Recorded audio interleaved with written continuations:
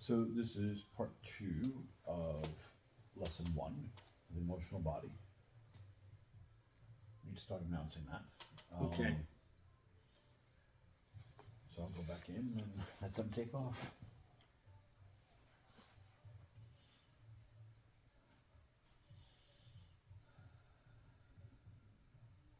And we continue. Setting the foundation for the emotional body. As always, the first thing is that it's not an address, it's not a place, it's not a crystal healing palace. There is no emotional body. It is one being, one mind, of which the emotional body or energy of is part of.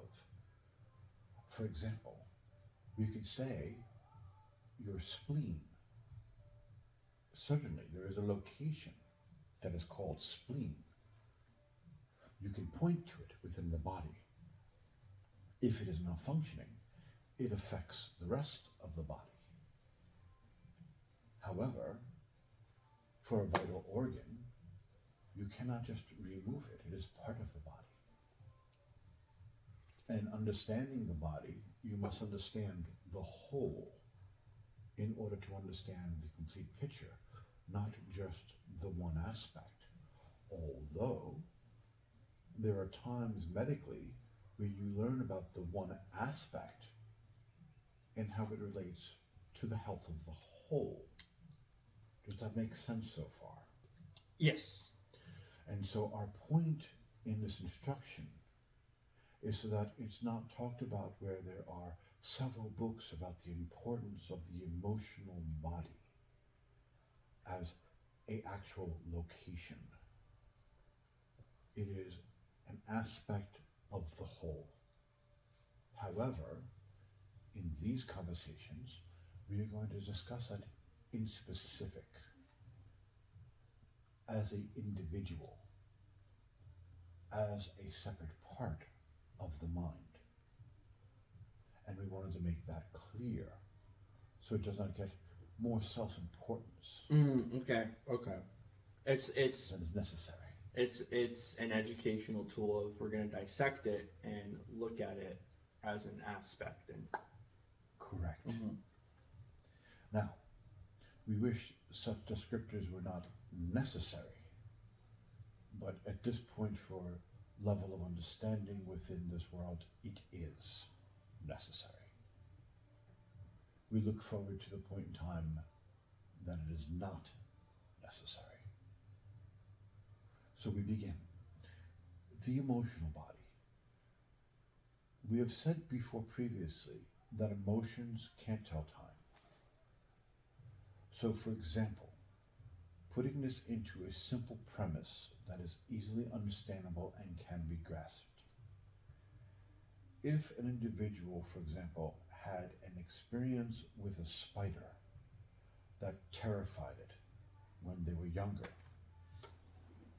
they can be naturally afraid of spiders now in their present life. They see one and they immediately are afraid of it. They do not trust it. They are wary of it. They will cry if it is upon them. They will freak out. That's how I was with dogs until Miss Candy came into my life. Who rescued who? And she was resting on our foot She's happy. again. So, yes. Yeah, I totally get it. It was, and even looking at it, the experience was I was probably not even attacked by the Doberman. He was probably just really happy to see me. But as a 5-year-old that just moved to the country and I've never seen a dog before, I interpreted it as an attack. And Correct. for over 20 years of my life, I would avoid any dog, regardless of how small, old, tired it is. Like, avoid it like the plague. Now, here is the point that will truly twist your mind. How do you know that that reaction to the Doberman didn't come from a past life event? I don't. Now, here's one even better. How do you know it didn't come from a future life?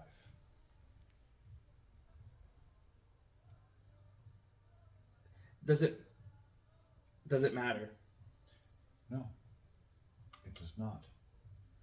Because, and this will fall on, it is very important for anyone watching. If you have not seen our first part of the series, we invite you to do so because it gives structure of understanding the principles of energy and structure to work with. Because of having to move forward, we cannot go back and re-explain the original structure and what we're building upon within this set of series. The point of the first set was building the foundation for the second. And so there will be parts of it, if you haven't seen the first, depending upon your degree of understanding yourself, energy, and what you determine as spirituality, you may miss the boat, so to speak. And so it would be helpful to go back and see the first series, if you choose to expose yourself to the foundational explanation and understand what we're building this upon. But moving on, in understanding the emotional contact of the issue with the dog.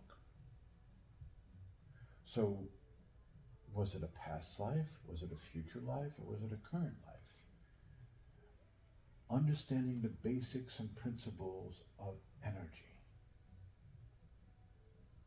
If you walk into a room and someone is angry,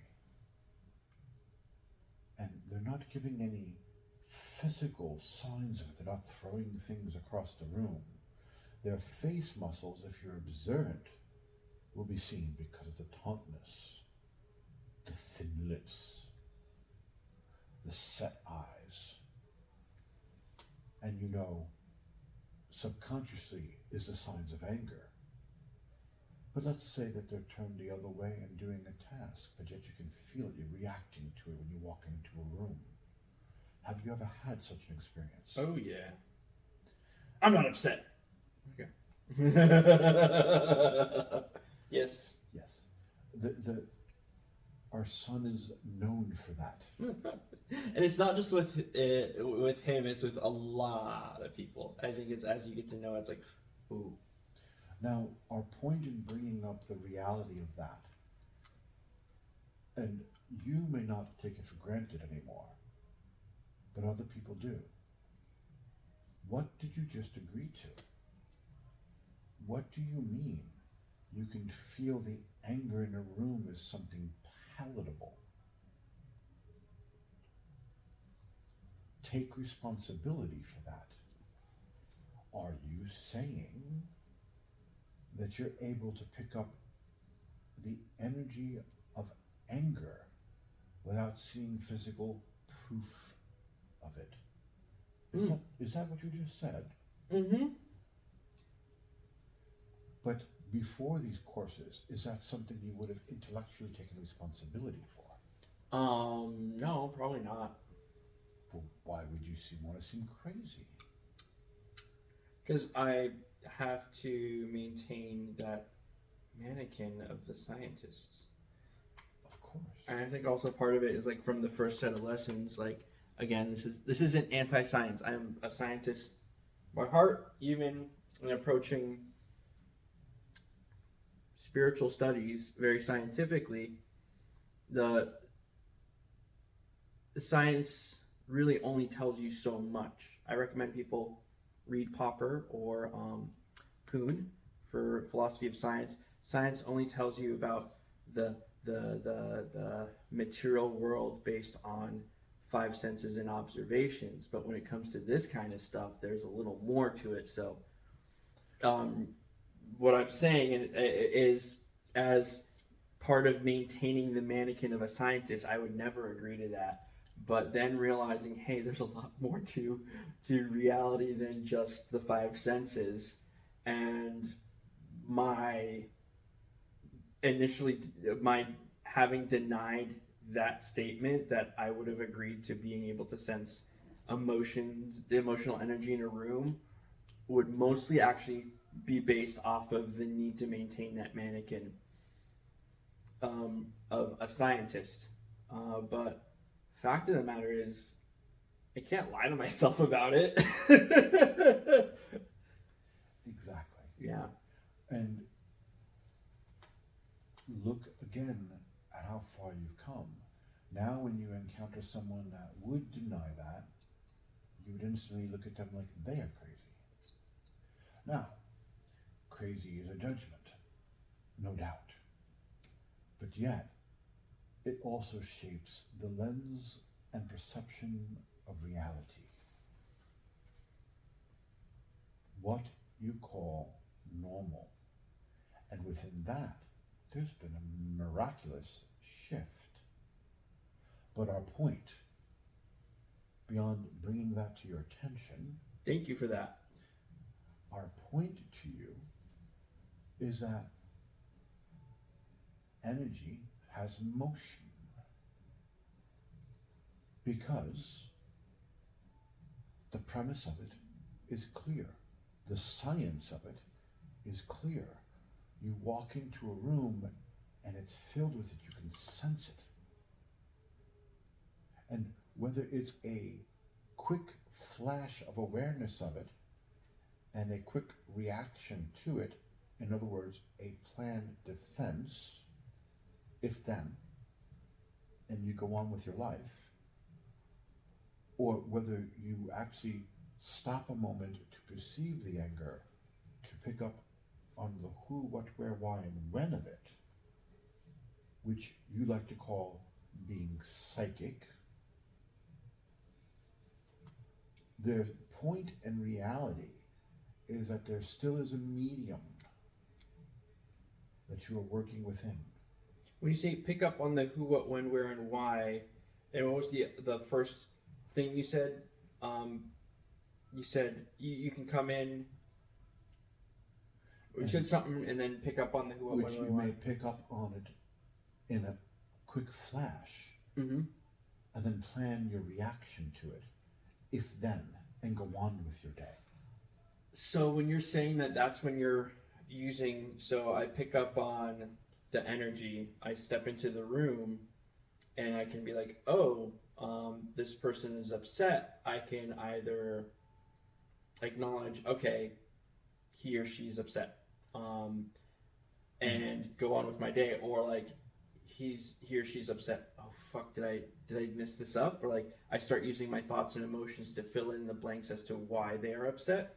It depends on the individual. And here's what we mean by that. And we'll use several examples to paint a picture. Mm-hmm. Because there is no one answer. And even with the answer we give, it will be a small spectrum of an answer, enough to give a depth of an explanation. So a person goes to work, and poor Sally, Sally. she's upset again. That's the best Western spiritual example name, Sally or Sue. We perhaps may have to change that so those happy names don't get a reputation. How about Cousin Murgatroyd, as my chemistry teacher used to use Cousin Murgatroyd in all his examples. We may have to switch to that. But Snagglepuss reference for anyone out there. for now, poor Sally. And she's there and she's upset. It's drama again at work. And you can tell she's, just at a glance, she's filled with energy, waiting for someone to lock eyes so she could say the rage of what happened with the last customer. With us so far? Mm-hmm. The rage of what happened with the last manager they interacted with. The rage of the reaction of what happened when they opened the email, etc., etc. Everyone has had this experience, that flash of knowing. Don't make eye contact. Look busy. pick up the phone, put it to your ear, and start talking even if no one's there. Yeah. I do have to make a phone call. Let me dial them. Because it takes my energy away so that my attention cannot be given to poor Sally. Because if you lock eyes with her, you're in for a 45-minute conversation. Oh, yeah. With us so far? Yes, I am. So, now into the giving some flesh of what you were talking about, which would be considered in your terms, so that there's a category to it for this world, a codependent position, where poor Sally is upset. What did I do? Did I not file my TP report cover? Mm-hmm. Did I not send that email? Did I not put the files right? Did I put the sticker in the wrong place? Did a customer call and complain? Did the manager say something about me again? Is my job at stake? Is it because I'm going on vacation? Why is poor Sally upset with me now? Internal focus, but still the same thing. Now, we can go into each and break that down, but that's not the point of the road we're traveling.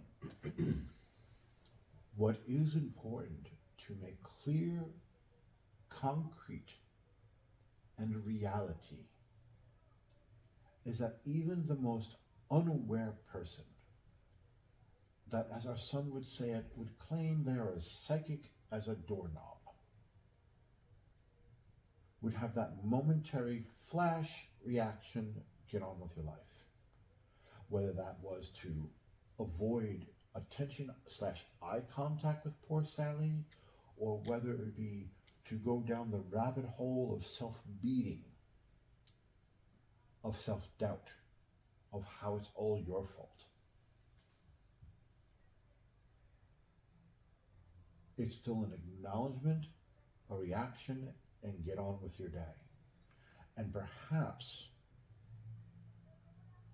for those that would fall into that term, as you say, codependent, would be offended by our statement that beating yourself up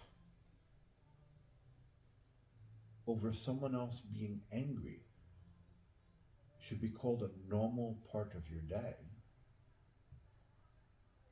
We would counter and say, if you do it normally, then that makes it normal, doesn't it?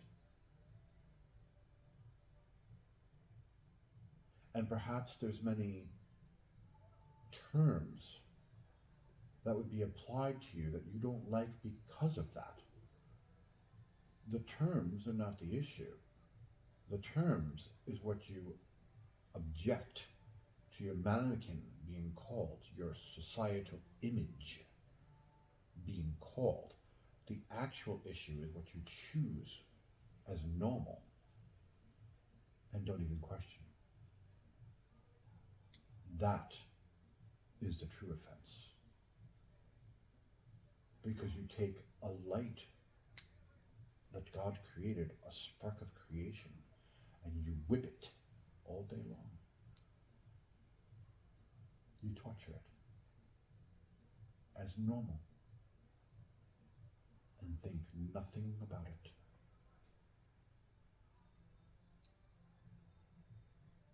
And then say, why does no one value me? Why do you not value you? Is the question.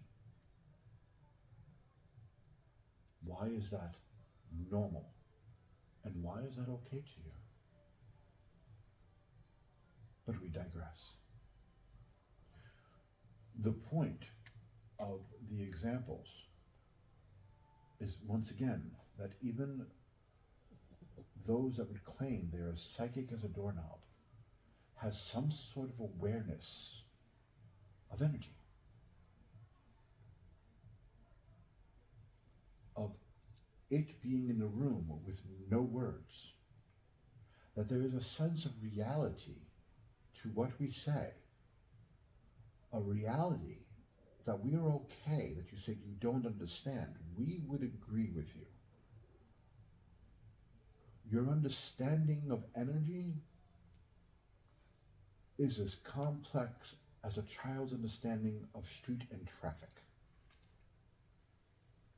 You wander aimlessly into it without consideration or thought of what the road is for. You know it is there, but you don't know its purpose. And for this, we direct you to what you call life. To clarify what you said, um, you're saying generally as a whole, we're at a point of like, I can sense energy. I sense your energy. I can sense anger. I can sense joy. I can sense this. Like a child stands there and acknowledges that they can see the street. And then it doesn't. We can acknowledge it all we want. We can be psychic as we can be as aware as we want to be. But we're not we're not working with it or doing anything. We're still back into that the thoughts and emotion of the who, what, when, where, and why, and how is this affecting me. Basically, it doesn't change anything. All it's saying is like, now I can see the cars coming that about to hit me. That's the only difference, as opposed to getting hit by a car out of nowhere. I can see it hit me now. In actuality, you need to go further back than that. Okay. Our conversation is that you can see the street at all. You should have waited till I finished that cup. Do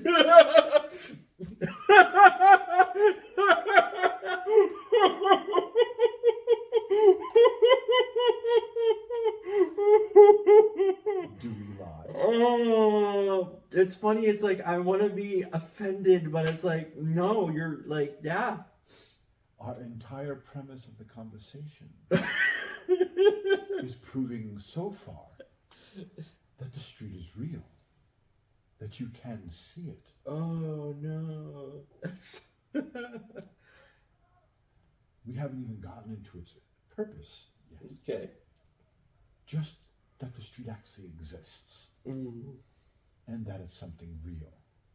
But let us continue. Okay. So, our point of building up to this point, so far, our son just corrected us on using the double entendre of point twice within a sentence. So, our point of what we have been building so far. Better? Good. Is this. Let go, David. It is fun to tease him, but he does have his point with it. So, in this, you step into a room and you are aware of the anger. And there is the reaction to it. If then, or in the other example we used, which is that you begin to understand the who, what, where, and why of it, which means you're actually reading the energy. So you're getting information from the person that is angry as to why they're angry, who they're angry at, what it's about, and where it happened. And it's little things with no words. And you say, oh, I have the intuition the job interview with him did not go so well today. How did you know that? There is a world of things that they could be angry about. Maybe someone cut them off on the way home. You know, with our son, that would make him angry. So, which is it? How did you know? And not always you say it's just guessing. It's assumption. An assumption that's always that accurate?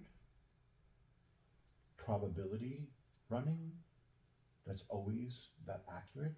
But again, we're pointing out that the road is real. that there is a validity to energy in your world. And in your minds, you don't consider this. You consider that light that has electricity running through it, the cord that runs to here, that is then plugged into the wall, that runs through, it goes back to the power box in the garage, that goes back down underground, and then goes to the utility pole in the back. Electricity.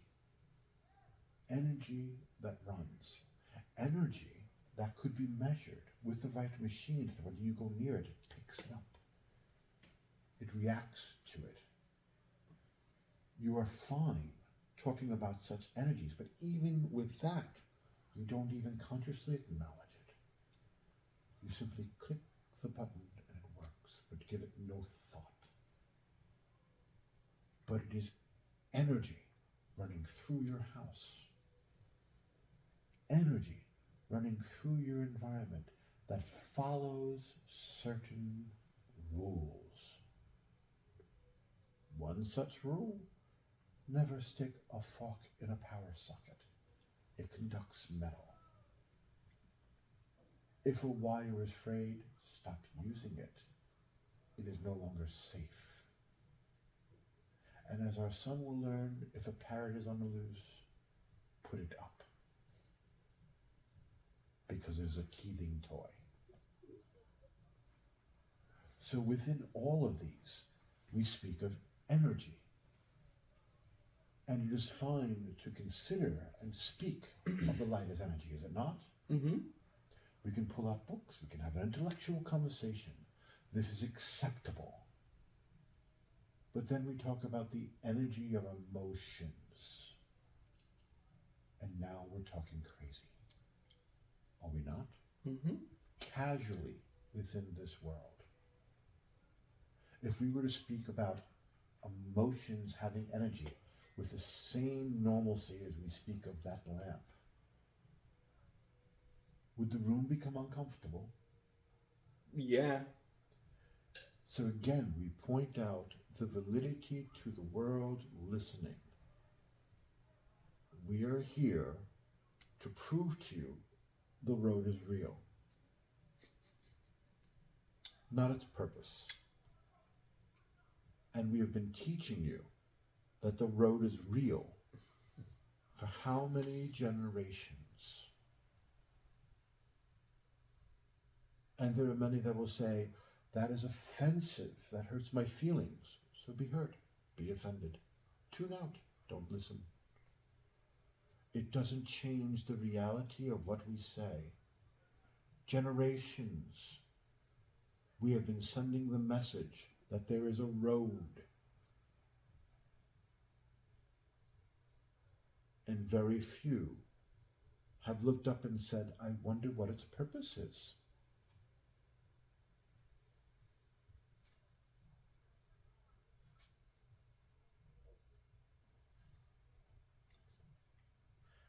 And with the events going on, with this supposed raise of vibration that everyone has been celebrating and waiting to come in,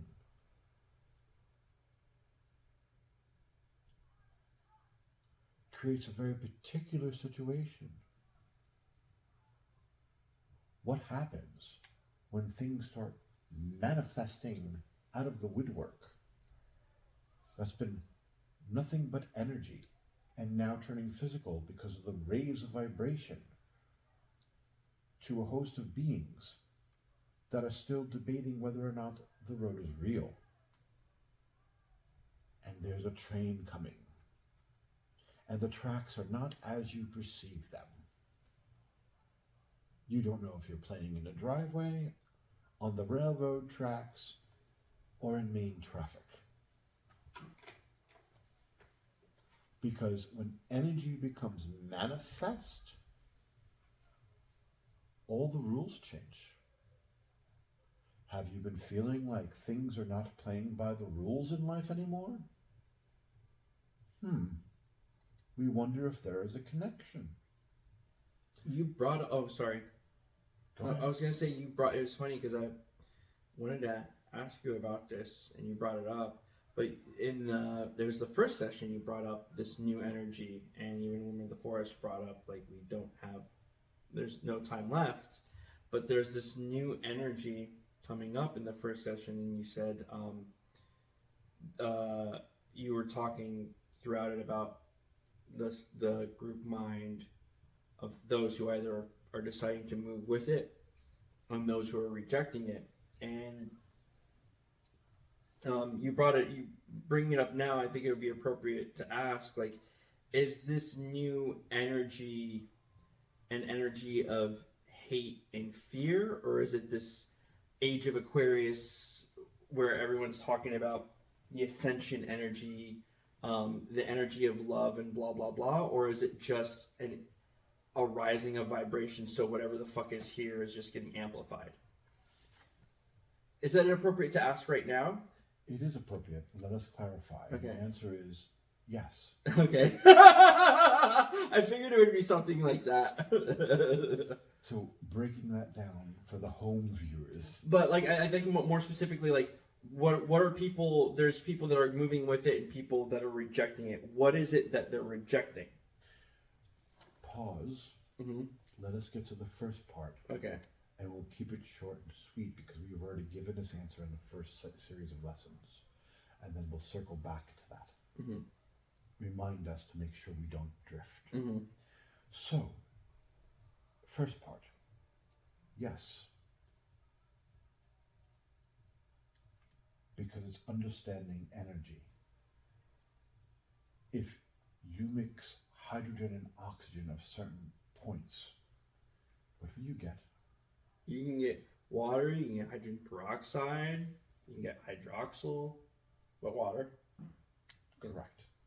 So, now we have different intentions.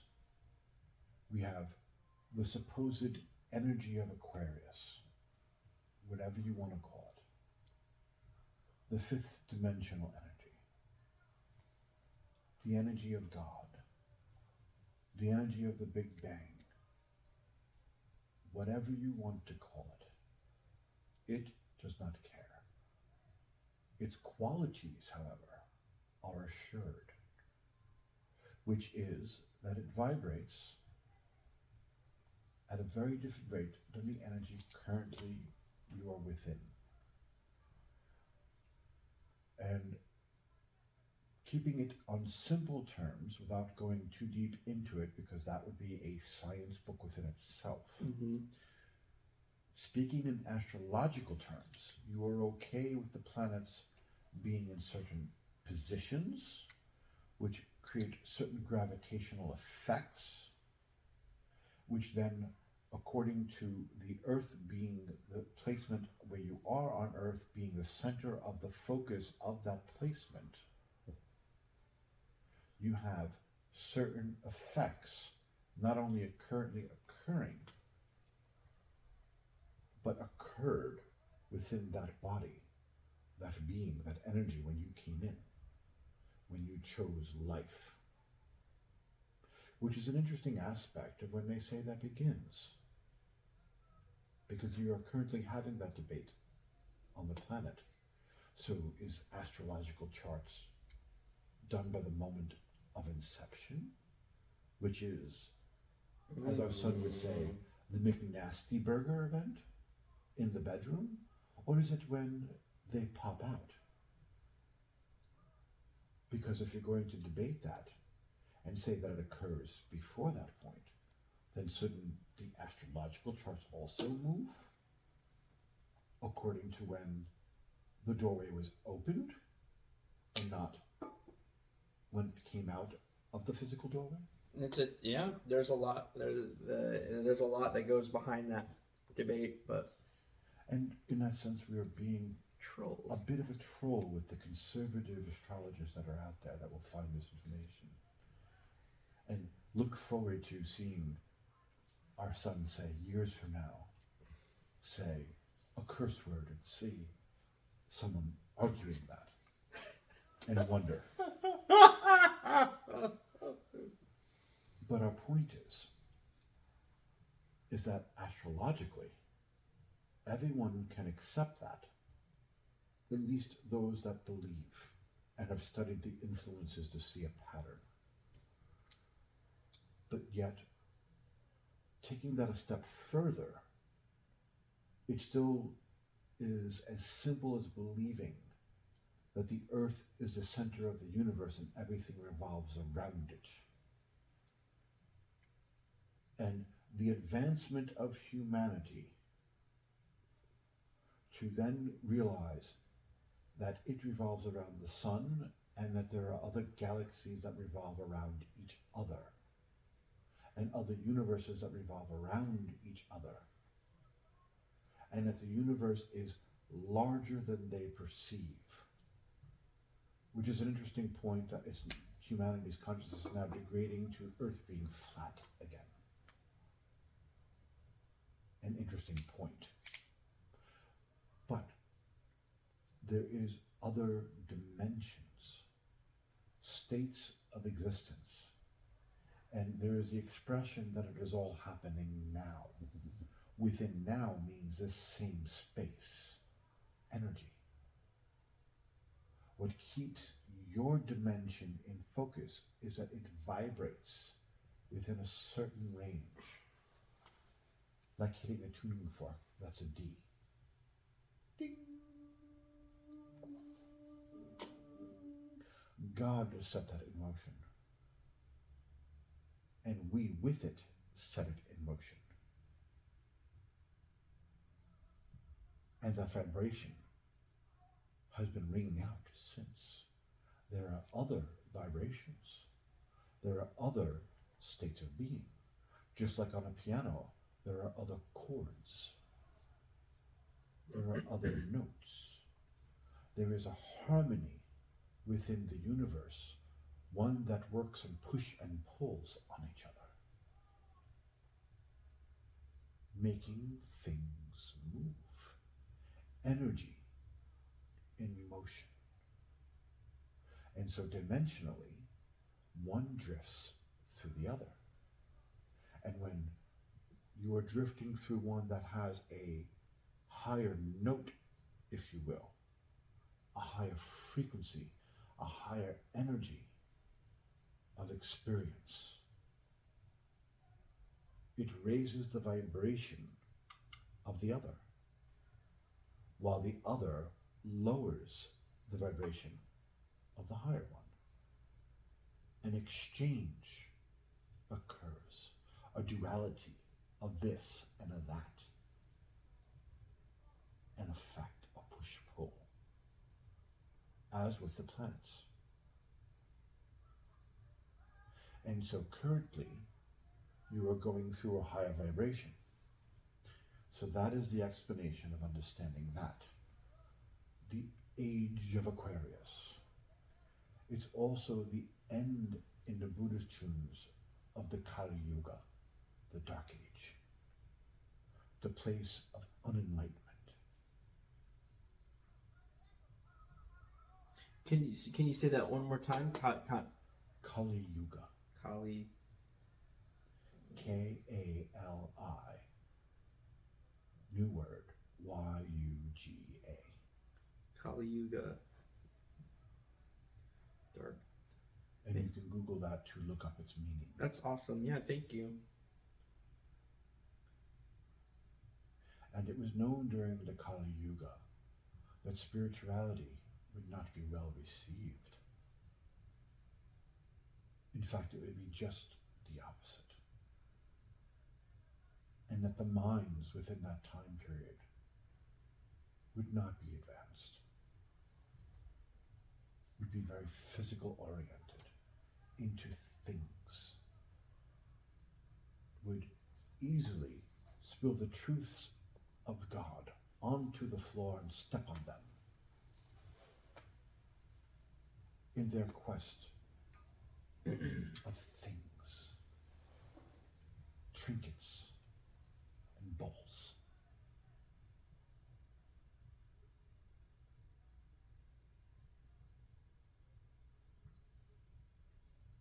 Things have changed. Things are changing. And now it's a matter of energy dynamics. There is what is coming in, and there is what was. And what was is being raised and bathed in a higher vibration, which brings it to the point of physical manifestation, of bringing it out of energy of a collection of ideas, a sense of being, if you will, into a physical event to experience, to expend itself. In short, it is like taking a match to a gallon of gas. There is a reaction. What is that reaction? Well, this is what we meant when we circled back to you don't know whether you're in a road, playing in traffic, or on a railroad tracks. Because you haven't noticed the gas can. Because we still can't convince you that the road is real.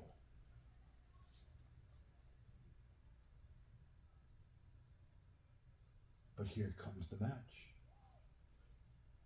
And when do you realize the gas tank is there? When everyone is burning.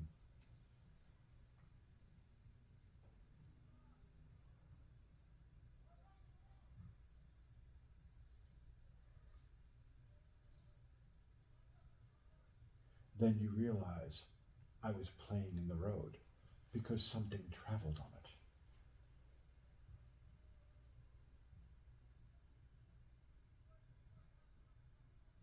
Then you realized government is important because it stopped working. Then you realized the environment is important because it affected your food sources. Then you realize playing with plastics is not so good when it occurs and found inside the body and in your water sources. And then you realized chopping down all the trees may not have been a wise idea for production when the air content and quality changes. And so on, and so on. And all of these changes are within 20 years, are they not? Mm-hmm. We wonder if that's a coincidence. Or could it be connected to something? And wait, there's more to manifest.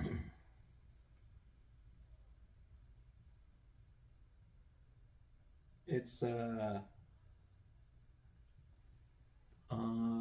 it's funny you brought up the whole credit card swipe thing, because it's like an energetic credit card swipe. It just hit me. It's like, I'm not going to think about it right now. Let's just do it, and we'll deal with it later. Until the bill comes. And the bill's coming. Due date. Is it possible to have a hurricane category 6 or 7? Oh yeah, man. You're going to find out.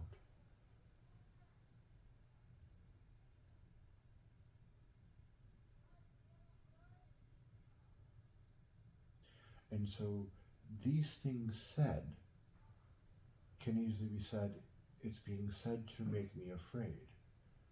We will point out you already are afraid. We did not make you that way. We found you that way. Our message for generations has been how to break the fear, not continue the fear. Which leads us back to there is a road. Are you with us so far? Yep. Thank you for that clarification. So I think it's, especially if you've listened to the first series, it's very important to bring back that very first lesson. Because when you're talking about picking up on energy and vibration, that's what's going on in the grand scheme of things. And we're seeing all this chaos and whatnot on the news. But it's also very interesting to see that the news, wow, I sound like a conspiracy person.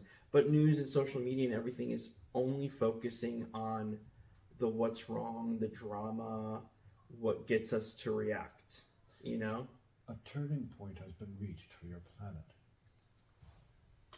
and it is a good one, and you'll see its change shortly. But if you're wise, you've already seen it.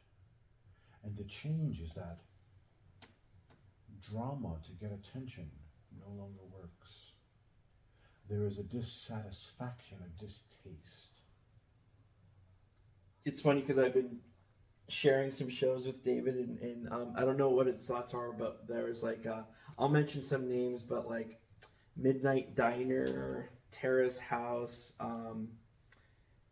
there's also Joe Para Talks to You, Joe Para with Relaxing Backgrounds. I've been watching The Joy of Painting with Bob Ross. And they're all shows that there's like no action or crazy drama or tension. It's all just things and relaxing and appreciating pouring fizzy water in a glass of ice or watching fish in an aquarium or painting, using colors to paint mountains. And it's interesting because like I've been finding more satisfaction in those types of shows, even though some of them are done tongue in cheek or humorous. There's just something refreshing about like seeing people treat each other nicely. There's not a big problem to solve. Like it's really refreshing. Unfortunately, like I guess it's not popular. There is a point to that. And in this we mean as far as where to look for the earmark for these changes will be in your politics. Those that have been using the fear reaction Mm-hmm. are losing power. The price for what they've created is beginning to be paid. Beginning to be paid. When news stories come up unnecessarily dramatic, people are tuning out for longer and longer periods. Oh, hurricane. The Weather Channel's super like intense now. It's like, okay, just when should I expect flooding? But like it's super, just put on the Weather Channel hurricane season. It's super dramatic, super dramatic. And the point, Not to deny the destruction of the hurricanes. They are destructive, but like just the buildup of it is wild. our son, in his usual, he has a very knack of looking at things and seeing a truth within it, one that is often missed.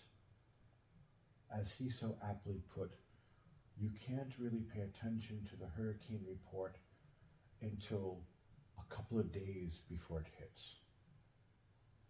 Because everything leading up to that was to boost sales. And once the stores make their money, suddenly it's amazing how many times the hurricane dies down. Perhaps if we poured the dollars directly into the hurricane, it would stop it altogether. Interesting point. Now, moving on setting the foundation of emotions and energy, because we want to bring this out of the this and that and all of the possibilities and bring it into something concrete, which is the personal interaction of you walking into a room and sensing that energy. We've just spent, 45 minutes resetting that foundation? The point of what rests atop of it, and the point to understand that's going to be the launch and the reality of this series.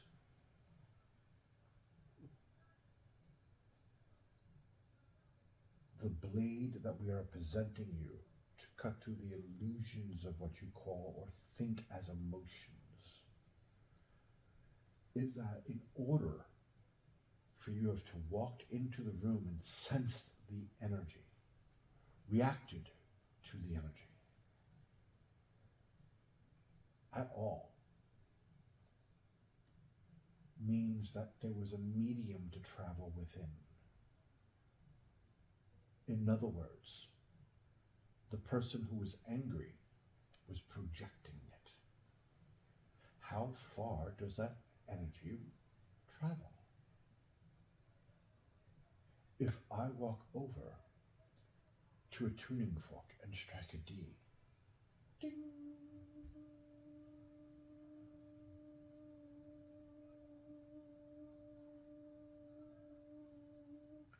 how far does that sound travel? Do you know? As long as there's a medium without resistance, it'll travel. Whereas, like with space, there's no media, so sound doesn't travel. So it's a matter of understanding and a study of that energy. Because it is an energy, is it not? Mm-hmm. So It's a vibration, and that's basically what it is. And what is vibration? Motion, so energy, which is energy. you walk into a house, a room, the workplace, and someone is angry, someone is happy, someone is sad, someone is melancholy, someone is thinking of killing themselves, someone is looking forward to excitement for vacation. The plethora of emotional experience, all of it bouncing off the walls. How far does that travel? What type of an effect does that have? And if we have said that emotions don't know time, and for evidence, we bring up people that become afraid of certain situations that they discover and stem from past lives. Okay. Go on. No, this is completely. It's completely. Finish your thought because it's going to go back just a little. So, in that situation, that fear, that anger, the depression, the happiness, because we love to focus on the negative. What about the joys? Things that make you happy for no reason at all. Where did that come from? Riding a bike on a country road and it feels nostalgic. I love stickers. Stickers are just fun. Where did it come from? Not just the negative, what you call the negative, what about the positive? Where did it come from? And how do you know it's the past and not the future? If, in theory, emotions know no time, and to this, for evidence, we can only point to what you do know, which is that if someone beats you and you were afraid, and someone raises their hand quickly and you flinch, why did you flinch? And the mindful explanation from a scientific level is for safety because you were harmed that way before, so the body has learned instincts to release endorphins for protection in case you were hit again. And there is some validity to this, certainly. We certainly will not argue science. But is that all of it, science? Is that the entirety of the picture? Are you sure? Or are you just discussing what you're comfortable with? There's a difference. And to give a half-truth and call it science is unscientific, we might add. And so what about the rest? The panic of the feeling, still being trapped in a room that you were hit, as if it was only yesterday, a stored memory, a response, a trigger. Is it? What about the part of you experiencing that state of being? That was 10 years ago. Here's a Kleenex, get over it. What's happening now? But yet it is very real to that person, and they suffer from it. So do emotions hold time? No. So how much energy, and this is our point, because sound bounces off of walls and it gets absorbed. A sound that has to go through walls is not as strong as if it was outside a mile away in free open space. It will travel farther. Obviously, emotions are not bound by walls. Obviously, emotions are not bound by dimensions. Obviously, it's not bound by what you call different lives. It travels through all of it. And we haven't even gotten into the principle of like attracts like, for emotions to collect. But in this, we keep it on an individual basis, which is setting the foundation that there is a road.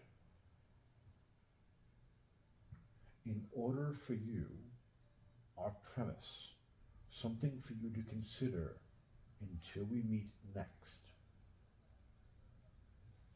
Don't go away just yet. I'm sorry? Oh, don't go away just yet. Continue. Yeah. You heard us warming up. Yeah. Our premise is that in order for you to have experienced in the example the anger in the room, is that you are traveling within a medium. So the anger was traveling throughout the room. It was coloring the room. It was flavoring the room. It was an experience that you entered within, an energy that you were caught within. No different than if the wire suddenly exploded and started throwing sparks all over the room. You are trapped within that energy. It has an effect. It is traveling, arcing.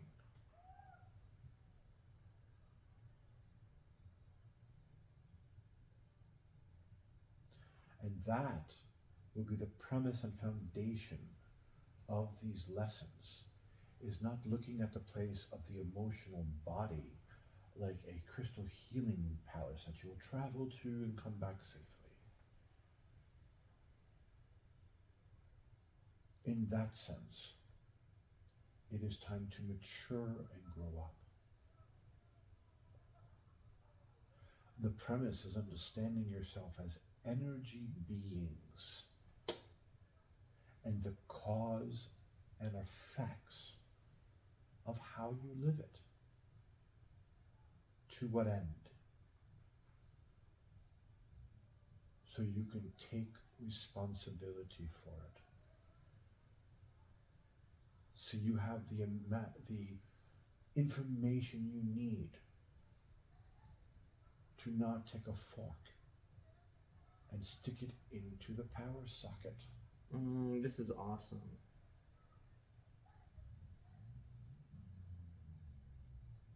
And for those that would listen, so perhaps when you transition and release the current body you have, and on that sense is free of it and more expansive once more, you don't greet us and say, I didn't know. You will know. You will have the opportunity to understand. And to each of you, we say, you will have the choice what to do with it. But certainly, it's not because you didn't know. And as you see, the light comes on. Your question.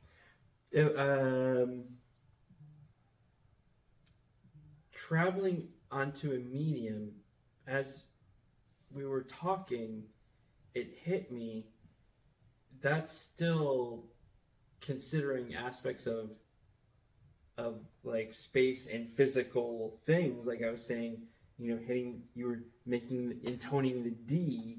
It requires material stuff in the air to vibrate to travel. And there's no sound in space because there's no matter for long swaths of area, so sound doesn't travel.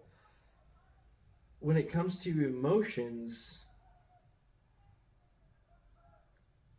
is it appropriate to call it a vibration? Because does it actually vibrate? It's not energy in a physical sense. It's a different. It travels on a different medium, not on a physical medium. Yes and no. And that could be something for another topic for another time. You don't have to go into it in detail, but this is a good one. Yeah. Because it brings it back into science. So, do you have a scientific technique of seeing the energy mystics call the aura scientifically? Technically, yeah.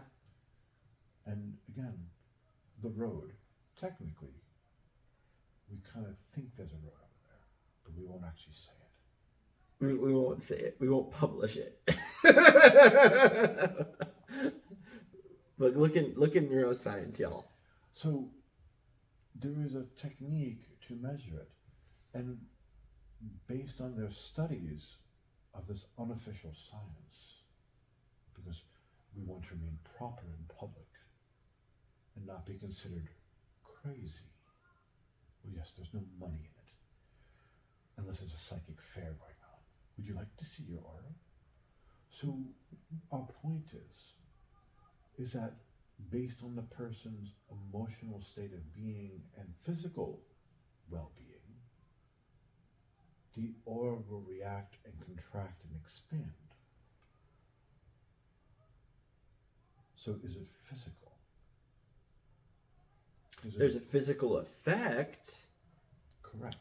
There's a generation, which means it affects the physical, which means it is within the physical universe. But that doesn't mean that its entirety is within the physical universe. Exactly, because if it doesn't know time. And here is a concept for you. Our son has been working on doing a lesson, we believe he mentioned to you, but we don't think you were actually listening, about setting up all of these spiritual principles to generating a warp field. Mm-hmm. And doing a presentation of actually adding the aspects of what is required, such as compassion and different aspects of energy. And the point and purpose for the instruction that has been through the ages, calling it different words, but harmonizing it the same way, of the same type of aspects of energy towards liberation. Was this a late night conversation? What do you mean? I sort of remember this. It was. Okay, probably that's why. That's what I said. We don't think you remember. So, the point of it is an idea. What if we, as spirit, your brothers and sisters, you're equal.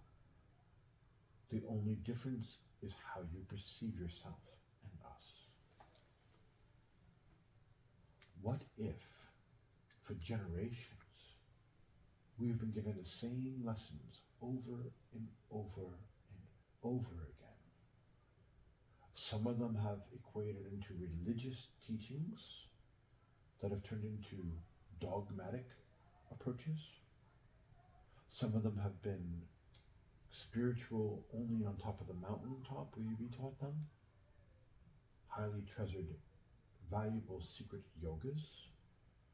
Some of them turn into New Age classics on bookshelves currently available. What if the collection of wisdom has been about combining an energy and bringing your understanding to the fact that if I stand, I have to be on this floor in this house which is physical and walk across it to open the front door to go outside, which is different because now it's not the house. Now it's the front yard.